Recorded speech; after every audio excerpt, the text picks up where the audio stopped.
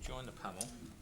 I think we'll go pretty well straight on. It's interesting Henry used the word cock-ups just now, because at our last event, which was 2 weeks ago, we examined the notion that our industry is too prone to cock-ups, actually. You know, whether it's major accidents, operation integrity issues, reserves write-downs, and so on. And we had several contributions, but one of them was by Jim Buckey, who's chairman of Enquest. I knew Jim at BP before BP floated off BP Canada, and which became Talisman. And Jim has always been very forthright. And what you'll see in a minute, what we asked him to do was look at the whole issue of risk and risk management as viewed from a board perspective. And, you know, personally being on the board of a particular oil and gas company, what are risks we run and how we manage them is a scary issue which preoccupies us. And what we did was say to Jim, look, you've been the president of BP Canada, CEO of Talisman, now on a couple of boards and chairman of this one. Just tell us how you think about risk and risk management and what worries you. Halfway through, he kind of switched into a 10-minute speech is what it was, I suppose, so a 10-minute speech about shale. And that's what I'm going to show you now. And as you will see at the end, he reaches via a route through which we've seen some signposts today, a fairly negative conclusion about shale oil, shale gas in the UK. Gary, you ready? Okay.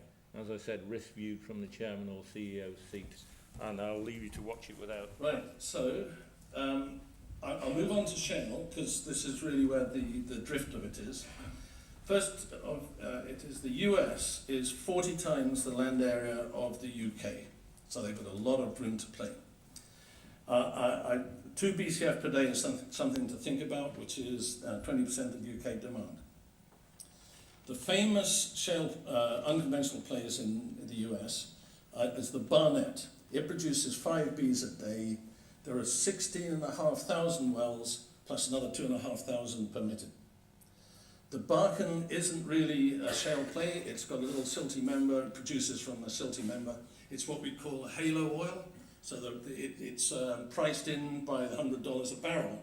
It's not unconventional other than its low rate. But the one I'm going to talk about is Eagle Ford, which is the poster child. That's 8,000 square miles, 3,500 wells, 217 rigs, and it produces 2 BCF per day. So if you want to reproduce the Eagle Ford, which you probably, for your 2 BCF per day, you're going to have 8,000 square miles, 3,500 wells, 200 rigs drill. It's not going to happen. Okay, so there's 4,500 permits in 2012. This is moose pasture. You've got to have a lot of moose pasture to drill up shale gas, and the Lake District just doesn't have it. This is when it's drilled up. This is the Barnett. This is what it looks like. And I put it to you, we'll never see that. I don't think anyway see that in the UK, even if it works. This is a fracking collection. There are 50 trucks there. It pumps 10,000 tons of water, etc. I don't think there are this many pumper trucks in the UK. So a typical frac size in Canada is 5,000 feet horizontal, 1,000 tons of proppant, there's 10,000 tons of water, plus biocide, surfactant, etc., etc., etc. It of itself is harmless. It's what you do with a flow bank. Alberta is the most fracked place on earth, maybe close to Texas, I don't know, and they're just fine, thank you. So all this fracking goes on at sub, 10,000 feet, and the aquifers are up a few hundred. They don't talk to each other. George Mitchell took 18 years to make the Barnett work, so the chances of it working here instantly are low. Okay, this, I'm going to get a little bit more technical. The unconventional basically exploits the source rock rather than conventional traps or seal, etc. Talked about halo oil. I think the thing that really makes it work in the US is that the landowner gets the royalty. So we used to drill a lot of wells in the US and say, come along in, knock the top off, make a nice flat pad here so we can put a house on later, and if you find something, we get the royalty. So the landowners would welcome people in. Here it's not. They're talking about where to divvy up the spoils before they've started drilling. Okay, so another important point is shale is a size classification, not a mineralogical classification. You need very low V clay, and I'll come on to that in a minute. Tmax appears to be a critical thing. Overpressure is very, very good, and obviously thick is good. The basic thing is to frack something, it's got to be brittle, and to be brittle it has low V clay. So it's got to, which is measured quite easily by Poisson's ratio. So you go from glass at 0.5 to mud at 0.2 or something. Okay. Just another picture of the Barnett. And then I can contrast all that with quadrilla. Here, they're getting all sorts of trouble trying to permit one well, where the other people are doing 5,000 a month. So this is just for interest. That people are going to protest, they'll fight. You know, the political will is not there for the sort of density of drilling that's required for shale gas. Now, some technical points. I hope people can see that, but these are the important things. TOC, porosity, sort of, water saturations, unacceptable. Permeability, we're talking hundreds of nanodarcy, and as I'll put up later, the average gas molecule over 10 years travels 1 meter.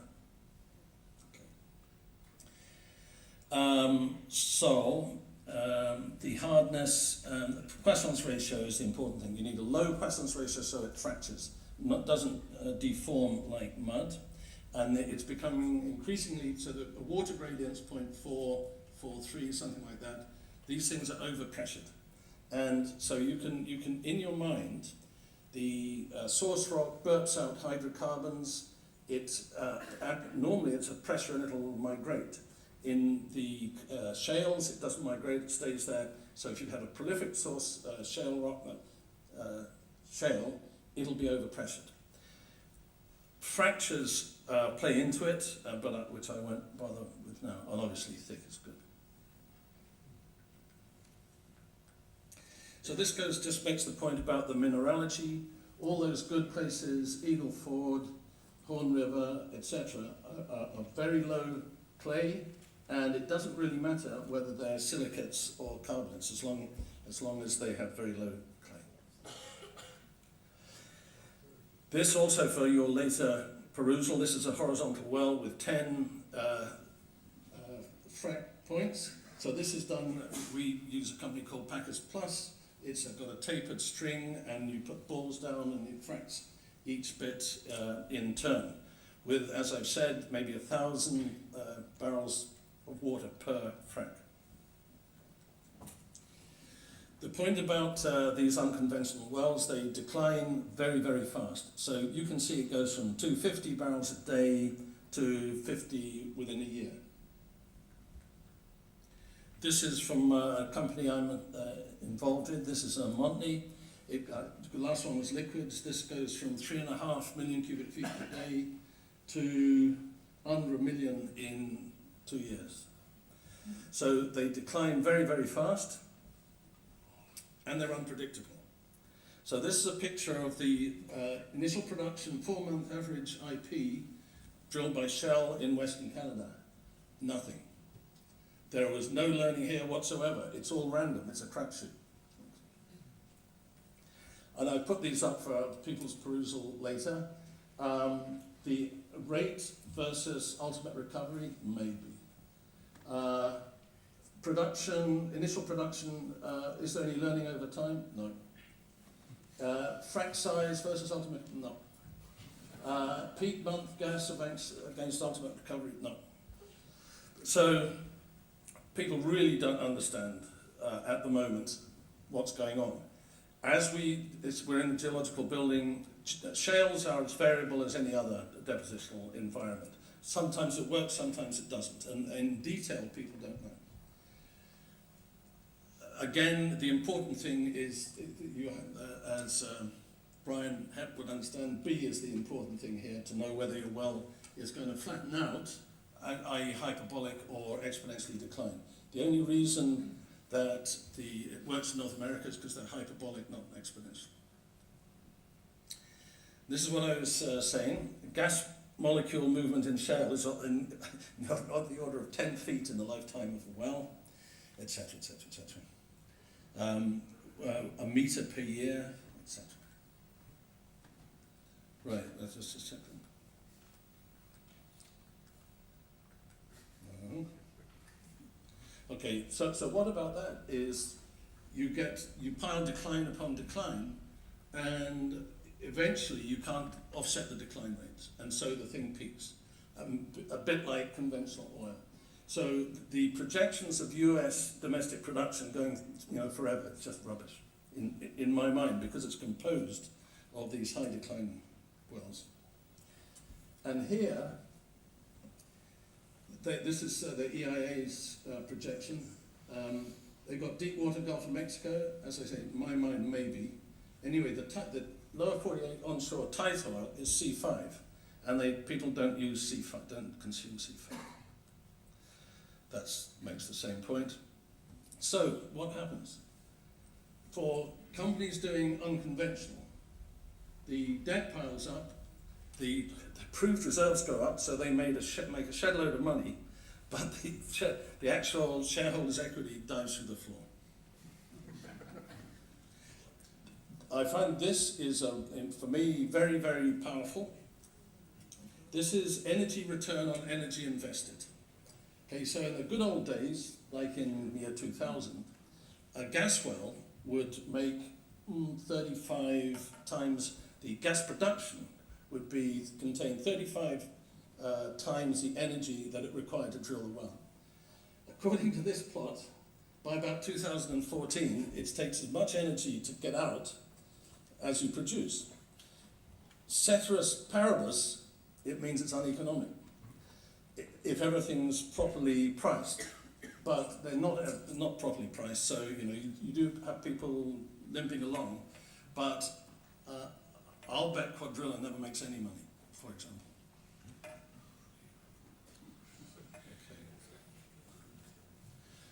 Okay. This is a slide showing how many wells you need to know what you've got if you're drilling up a new shale.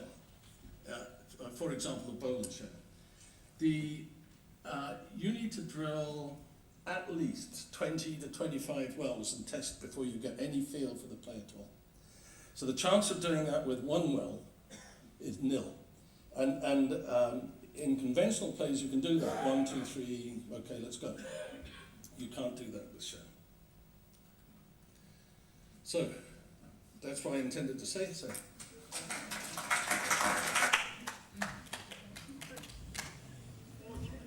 Okay, as I said, Jim's a forthright man. Two things. I did actually, I think, send everybody who said they were coming a copy of that video. If you didn't get it, then the full video, which is about 20-25 minutes, is available on our website for the event of September the 19th. And that's available with all these slides, which were the things you could see sort of working away in the upper right-hand corner.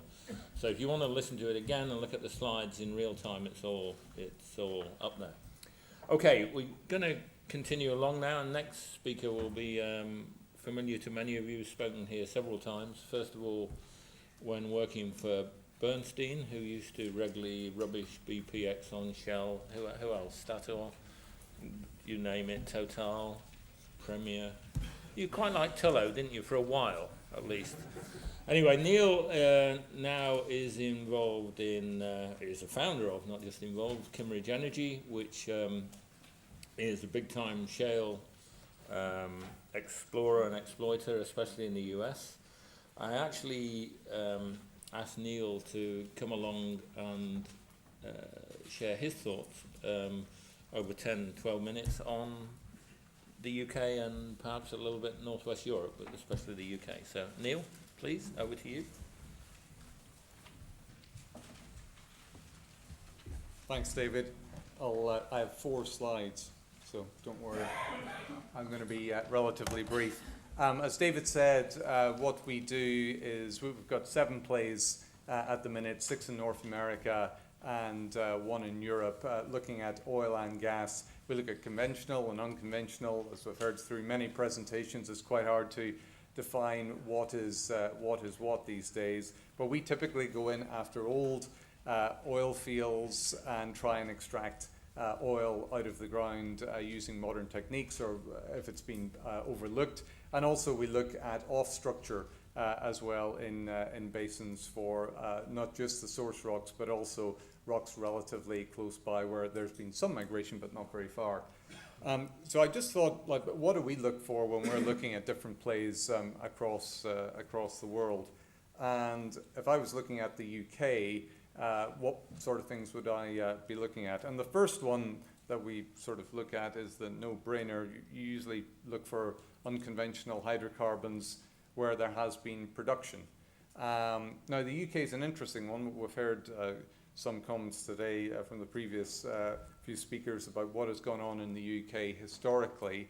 But actually, if you're being truly devil's advocate on this, you could step back and say, well, pretty much onshore UK hasn't had much production at all, especially in certain areas like the Northwest. There's been obviously some in the Wessex Basin, a tiny bit in the Weald, some in the East Midlands. But obviously the majority of the oil production and gas production has been offshore in the North Sea and the East Irish Sea. So, for example, if we were looking at shale gas in Northwest Europe, the first thing, Northwest the UK, we would start looking at, well, where has there been production in the past? Because the key is knowing for us that a certain formation will actually flow gas, and it will have probably flowed historically under conventional exploration. If you look at the Cheshire Basin or East Lancashire Basin, there's been definitely indications that there's oil and gas there. There's been a few small fields and some discoveries, but nothing that would scream at you that this is going to be another Bakken or Eagleford or Permian Basin in the making. It looks better if you start including the East Irish Sea, although one could argue that is quite, both tectonically and distance-wise, quite a big gap from onshore. And if it's so darn good onshore, why haven't you been seeing some of the discoveries onshore that you've been finding offshore in the East Irish Sea? So I would say that onshore UK, the key from our side is there's hardly any data out there whatsoever that you could hang your hat on to say, look, there's definitely really good shale gas or shale oil potential or tight oil potential. And a huge amount of data collection has to go on, and data collection targeted at understanding the subsurface in this particular environment needs to be done before you can make any realistic assessments of what's out there to begin with and what could be recovered. And I would say everything I've heard so far, whether it's from the British Geological Survey or various companies, they should be putting such big error bars on this that people should genuinely say, well, we can't really believe that until more data is being collected.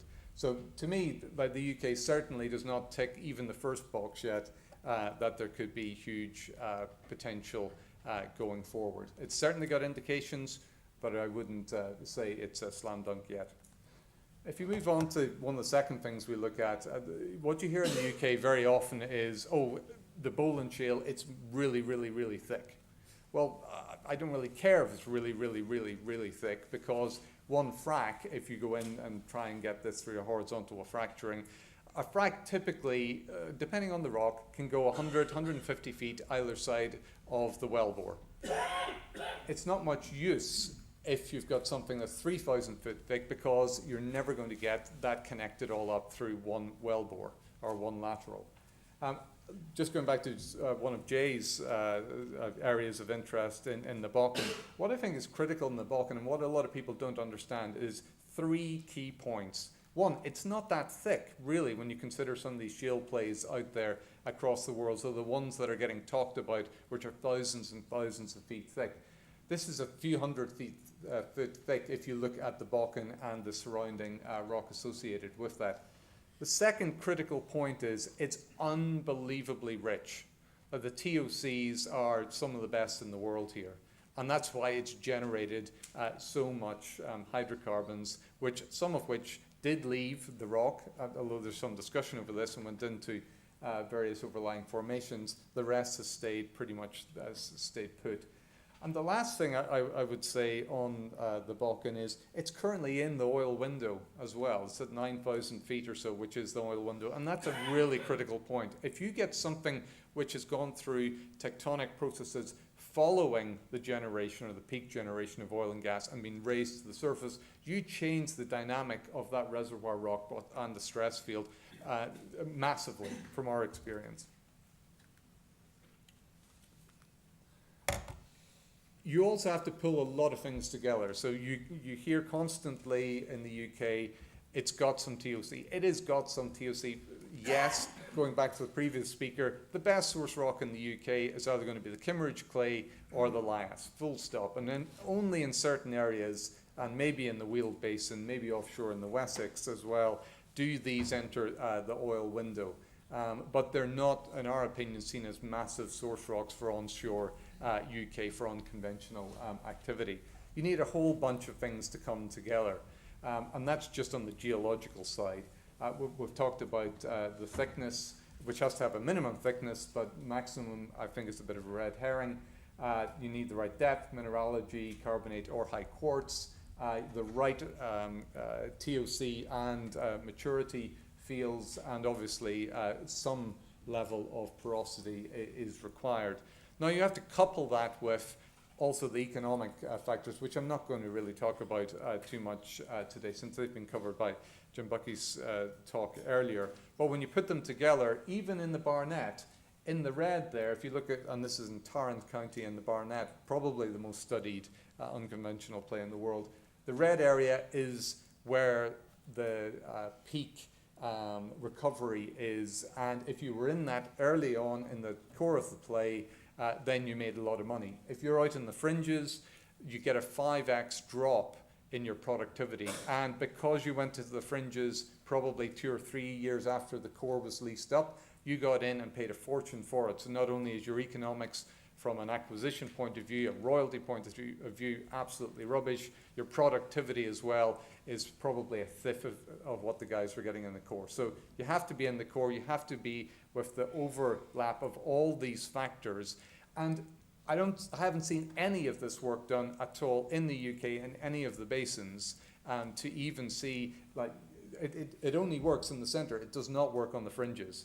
And I'm sure Jay will agree in places like the Bakken, again, even at $100 oil prices, on the fringes, if you've gone in and paid lots of money and you've been one of the last entrants in 2009 or 2010 with a very high royalty in the 25 plus range, you are not going to be making money even at these prices. So lastly, what could the future be for the UK? Well, let's say it does work. Let's say we have that 25 wells in, gathered all the right data. We find that there are zones within the Boland Shale and multiple zones. How do you get at that resource? And the only way to do it is technology which is now getting trialed out in the Permian Basin. And it's right at the embryonic stage of this technology. And this results, and this is from looking at multiple laterals and verticals in the same play. So in the Permian Basin, which has produced 42 billion barrels of oil, so one can presume it's a pretty good hydrocarbon area to go and start looking at. It's got nice thicknesses, especially if you stack all the plays together, but you have to do them in different ways. I haven't even thought about the well cost if you tried to do this in the UK. One would presume that it's running way beyond £20 million. if you try and do 4 or 5 stacked laterals in the UK.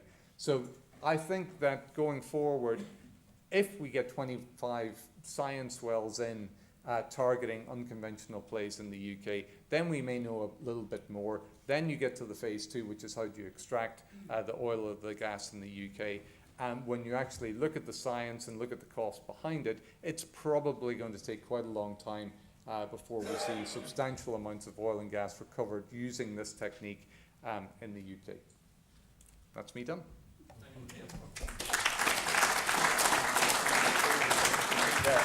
Francis's slide. As I say, we will take some questions in a minute, but we have one more contribution. That's Francis Morris-Jones, ex-colleague of mine from BP from several years ago, now with Three Legs Resources. I think Francis is going to talk about sort of slightly wider than the UK and Europe as a whole. Is that right? Yes, Yeah. that's right. Okay, over to you, please. Thank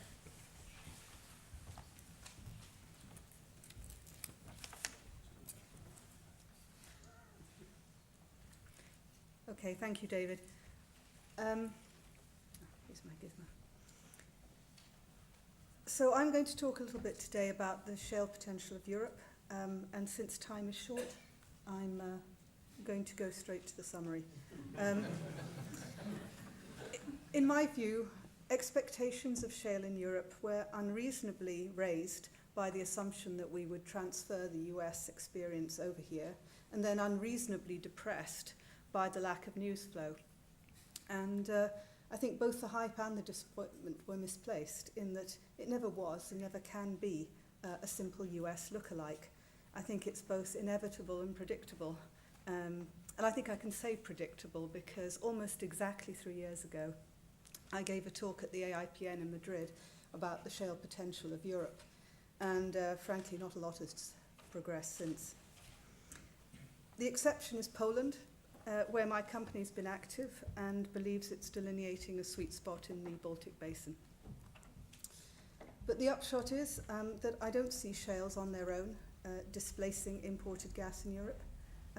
I think there's potential for value in some countries, in some basins, and for some companies. But I think that the difference will be made at a country or a regional level and not at that of the continent. So, the differences. Well, this is a fairly simple point. European basins are smaller and more subdivided than the US basins.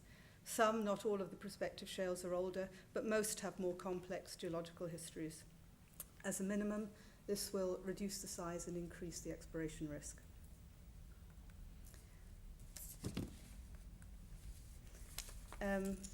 I think there are differences between unconventional exploration and conventional exploration, which Europe will need to get used to and develop practice with.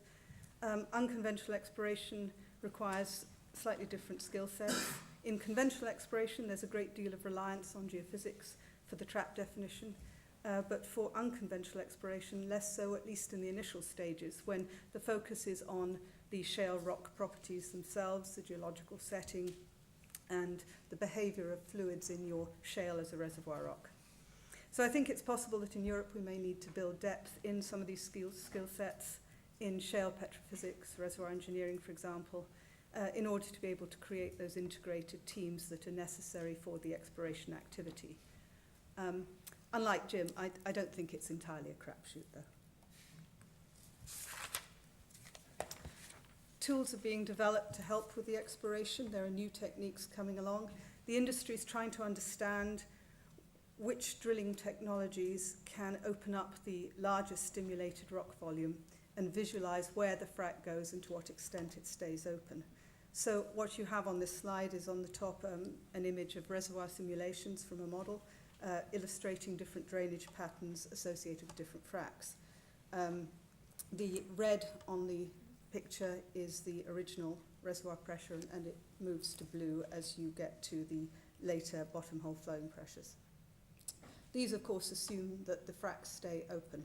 And below you see microseismic being used to try to track the fracs. But this is still a work in progress. We don't have the answers yet. So success is not a given in any shale. It's a risky business. I'm sure you'd have picked that up through what you've heard today. And it requires a lot of factors to work together, at least within given ranges. But I don't think it's a miracle either if you were to have success in Europe. Europe has marine shales, some of which do have perhaps the potential to meet these criteria. And where you get a working shale, they tend to come with some parts that work better than others, and those are the sweet spots. There are vertical sweet spots that define the net pay, and I think that's important, as we heard before. You can have very thick sections, they're not going to be uniform, and you need to know which part of that vertically is your sweet spot. That's where you want to put your lateral. And there are also horizontal sweet spots which define the area. So in every successful play in the US, there is a sweet spot, and that means that the commercially attractive part of the play is a subset of the whole. That has an impact too, of course, on your scale. So for the main US plays, the sweet spot is about a third of the basin. What you have here on the left is the Barnett, and you see a generalized sweet spot in terms of the pinkish area, but the very deepest pink is where you have the Viola-Simpson interval, which is actually helping to provide a layer to absorb the frac so that it doesn't run into the water-bearing Ellenberger below, and so that's a particular trait of this play. In the Marcellus, on the right, what you're looking at is an attempt to define the parts of the play that are not too deep or too cooked or too thin. And so it's where those areas overlap that you have your sweet spot. Companies in Europe are starting from a much lower base in terms of data. You've heard that from Neil. I completely agree. There's less relevant data by a long way than in the US, and even what there is isn't always readily available. Somebody mentioned Russia, but try Germany as well. So companies face bigger exploration and appraisal costs to try and acquire it too. Commercial returns will depend on driving down these costs. So what we really do need in Europe is the development of a competitive service sector capable of coping with large parallel operations. And since not much of the equipment is here already, we need to have the free movement of goods and services, not only within the EU, but into the EU. Well, this has been said times before, but Europe is obviously more crowded than Texas and parts of the Midwest, so people are going to be affected differently. When it comes to negotiating land access, there are a large number of interested parties. But I do think a key difference, which was mentioned by Jim, is the incentivization of people in these prospective areas. And I do question whether we have got the balance of risk and reward right here. I think if in Europe we want people to take on or be willing to contemplate the disruption, we also have to consider the compensation. It's not the only thing to consider, but it is a thing. Companies in the UK seem to be offering about 1% royalty to 2 different levels of local government in parts of the Texas play, which are prospective. As we heard, landowners can be getting 20% royalties. The financial crisis in Europe has put pressure on governments, made shale exploration a more attractive idea, like in the UK, but we've seen also in many countries that simply public and local communities in these shale target areas have been quite hostile. One response is to increase regulation. That might be good, but it can, if it's not done properly, just add cost and decrease the pace without necessarily improving performance or building trust. And I do agree with the earlier speaker that building trust is really critical at the moment. I think ideally the industry should have a common set of standards if we can across Europe. That would be good to work to. They need to adopt risk management processes, but I think in the short term, in order to build that trust and provide assurance, we are going to need some kind of third-party inspection. So, I guess this is where I come to. For all of these reasons, I think it's hard to see the kind of cumulative impact of multiple simultaneous developments occurring in Europe. What you have here are the stacked charts only to 2011 for gas and oil in the States. And you can see the combined effect of these things all being brought together at the same time. It's had a big impact on the country's energy mix and import requirement. But I think in Europe, it's much more likely not only to be smaller, but also staggered over time. So you will not get this coming together that we see here. It's not all the industry's fault. Industry approached Europe with a lot of enthusiasm. There was something of a land rush at the beginning. But as we've seen, not much in the way of sustained drilling. The exception, I think, really is Poland, where we've had 30 shale wells across the trend to date. But even Poland, you have to realise, is in early appraisal, pre-commercial phase. Three Legs Resources came to Poland early and had the pick of the acreage across the entire trend. And as you can see, we located ourselves up in these brown licenses here in the north. The next concessions to go were those adjacent to Three Legs. In 2009, Three Legs went into partnership with ConocoPhillips, and the partnership has now drilled 5 wells, including 2 horizontal wells. The Webben horizontal well was a 1,000-metre lateral with a 13-stage slick-water frac, and we've continued to test this well since with improving results. Varblino was a 500-metre lateral with a 7-stage gel frac, and here too we've seen improvements, but from a lower base. And we now believe actually that the lateral wasn't actually sited in the Cambrian alum, which was the target. This year we've drilled the Strushevo vertical well, and we'll be doing fracking and testing in both the Cambrian alum and the ore division intervals. So our exploration program has been aimed at 2 different intervals and is also looking at different kinds of frac combinations. Our forward program is currently, as we speak, under discussion with ConocoPhillips, so there isn't a great deal I can say about it, but it will contain 2 or more wells in the next 12 months.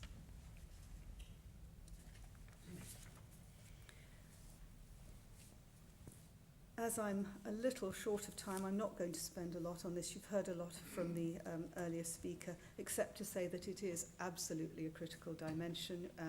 You have to, as a minimum, meet the Polish and EU standards, which we do. We also have employed consultants to help us.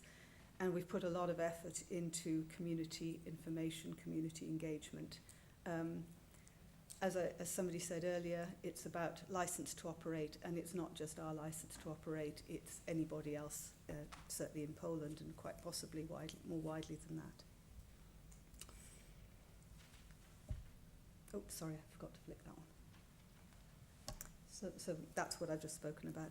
And this is the kind of conclusion, though. It's not a mirage either. We are producing gas. All 4 wells in the Western concessions have flowed gas to surface. So shale in Europe would not be a miracle, and in Poland it's not a mirage. What remains to be established, though, is whether it can be done at commercial rates and volumes. So, conclusion, not a rerun of the US, but there will be value, I think, for some in some places. Thank you very much.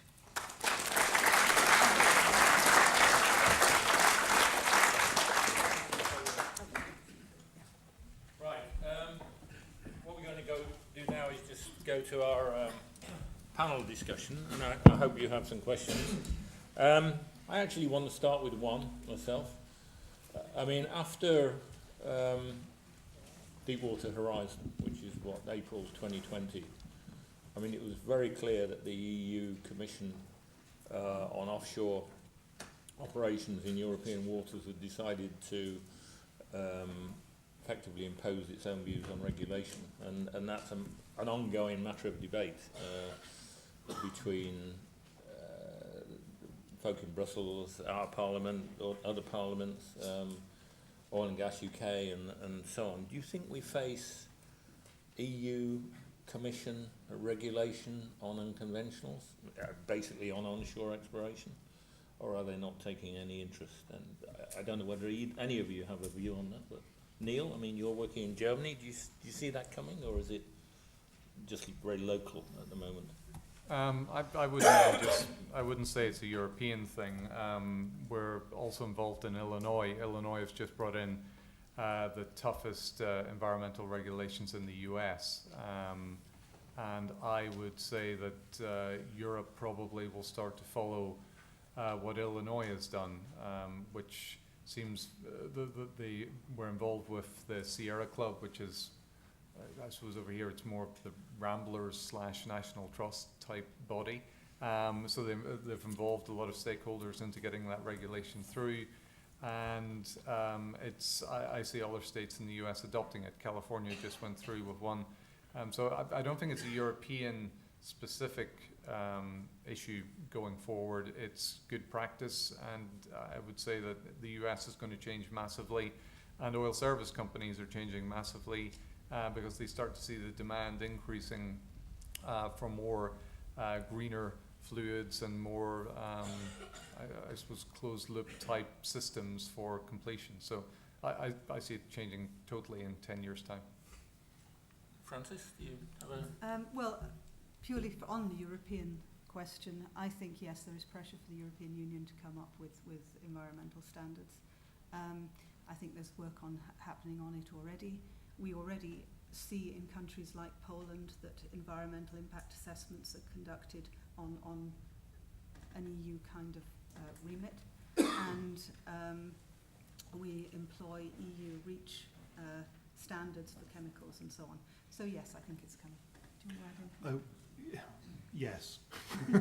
The simple answer is, I think from a political point of view in Europe at the moment, some of them still can't make their mind up as to whether they're going to go for the moratorium or let it develop. But as it develops, and as you are successful in Poland, and Ukraine develops and Lithuania moves forward, I think we will see more of a push for a European-wide standard that is already being talked about and pushed for. But this is why, I suppose one of our points is that actually in the UK we're already exporting, and have been for a number of years, UK expertise into these countries on the environmental and geological and technical side. And there's a real opportunity for the UK to demonstrate best practice. I think you're demonstrating what can be achieved in Poland, and along with a couple of other operators. And I think that the adoption of best practice and back to the no cock-up approach is where we need to be going, and that will be what Europe will latch on to far more than necessarily just adopting practice from the US. Okay, right. Anybody got any questions? Or yeah, please, at the back there. Please say who you are. I'm Mickey Allen. I'm actually from the mining industry, so I have a slightly different perspective on the social license to operate. In the mining industry, the social license to operate is a positive thing. You build a hospital for someone, you give them a water supply. It seems to me in the oil industry, it's negative. You won't destroy their water. Any comments on that? Feel free to respond. Well, we as an organisation have a foot in both camps. We do an awful lot on the mining side as well, but I think to a large extent you are right. At the moment, as an industry, we are reacting to a very negative approach. If you look at the US, the advantage they have in the US from a landowner point of view is that the guys on the ground, as has been said earlier, make a lot of money out of it. At the moment, in the UK, we're nowhere near that. The landowners don't own those rights, they don't get the benefit, and there isn't anything other than not impacting on people's perceived benefits, i.e. not affecting somebody's house price, not affecting their quality of life or their environmental concerns regarding their patch. However, I think what we will see in other areas of the world, it will be far more like the mining industry, so that there are parts of, should we say, North Africa, where if you're developing an unconventional play, you are talking about generating employment, generating benefits, providing water wells to people. So it comes back to what I said earlier. It depends where you are. In Poland, I should just say that that our partnership has, at a small scale, been contributing to community projects, and we've done some road building where we've had to either build a road or enlarge a road. So they do get that. They do see some benefits coming back. I'd say lastly, if you go to the US and you look at the States through the recession, which had the lowest levels of unemployment, they were usually the states associated with a lot of the activity that's been going on. So if you look at the local revenues from a state point of view, both the revenues that are gained from oil and gas activity, but more stripping that out, looking at the local revenues for people in jobs, putting money back into the community.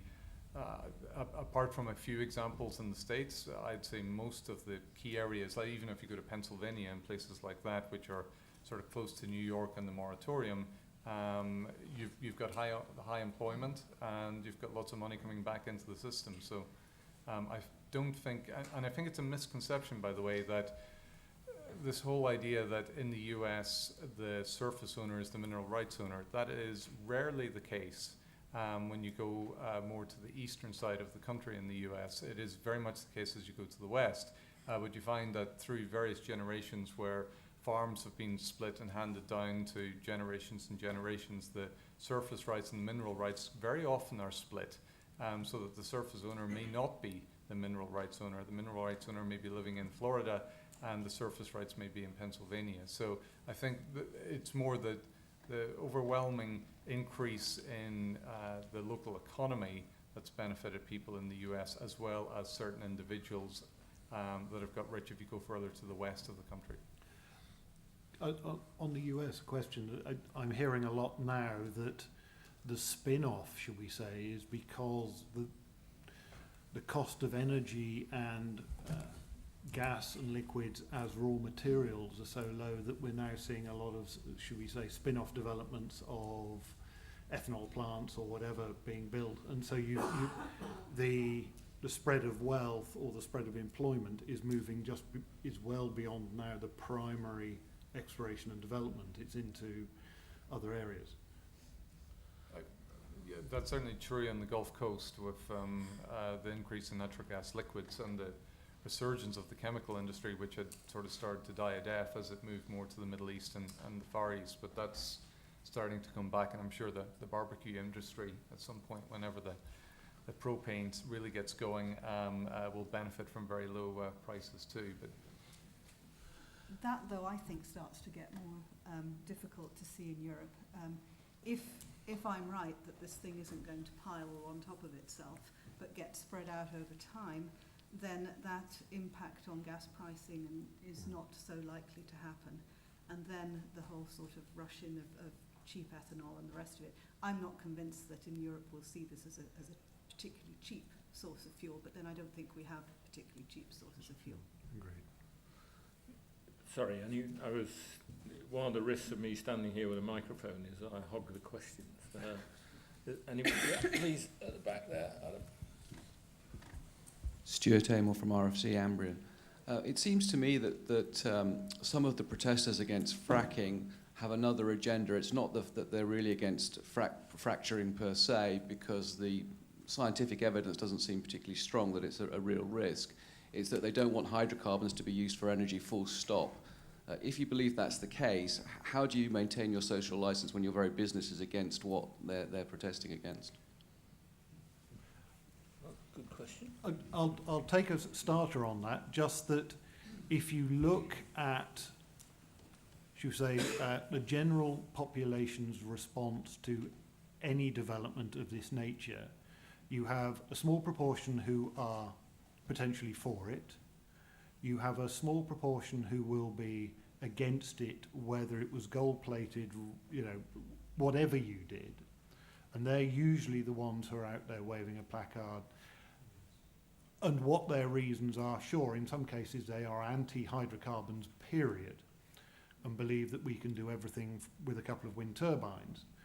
And then you've got the vast majority of people sitting in the middle who are undecided, who, sure, quite possibly don't want this at the bottom of their garden or in their backyard because they fear it might impact on them or their house prices or their perceived, environment.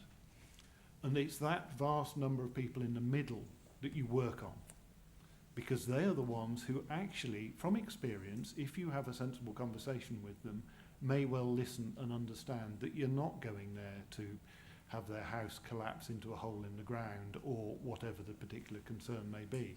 And you can demonstrate that.